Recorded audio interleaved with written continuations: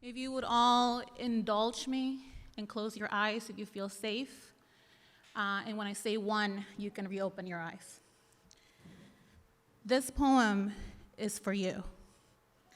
No, it's for everyone, but especially for you. Always especially for you. And this is already part of the poem. And so is this and this and this until the end, forever and always, especially for you. 1, black butterflies. La abuela did not allow black butterflies in the house. She smashed them with the same stick she mopped the floors, dyeing the walls with the black dust of their tiny scales. The black pigment of their pattern tinting the walls into Rorschach inkblots. Black butterflies were a bad omen. No mariposas, polillas. La abuela would grab any old rag and wipe the wall, but the blood never truly disappeared. She would wash her hands and the rag clean. El polvo de sus alas te vuelve ciego. ¿Ciego a qué? In a mythology not our own, black dogs were shunned. At night, the reflective lining of their retinas making them messengers of death. ¿Cómo cruza un mito el océano? How does a myth cross an ocean? Maybe in the same way a body does, unwilling, shackled by ignorance. What difference does it make?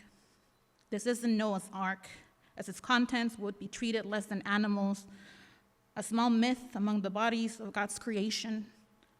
Black dogs are death, the myth whispers. We have been conditioned to fear moonless nights, become afraid to face all that could be or was or is. Why does staring into blackness scare you? Is your skin too closely related to the tint of a moth's wing? Was death not always welcome? Was death not always a welcome face among our people? Is a Sholo not a healer, a guide, a God? Could it be that the sins of our ancestors are too heavy a burden to talk about? Victims can turn into perpetrators in the process of healing, in the process of reclaiming space, in the process of making space. Did we forget that space is infinite? No, not forgotten. Conditioned disbelief. What do black butterflies, black dogs, and moonless nights have in common? 2.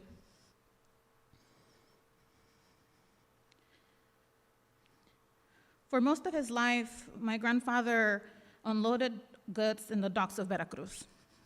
On the days preceding his death, my grandfather would raise his arms to the ceiling and sway them side to side. It was the motion out of all routine functions that his muscles remembered. I'm trying to live a life in which my muscles memorize the feeling of weightlessness, the feeling ocean gives you. Of all routine functions, let the muscles remember we were weightless, unbound.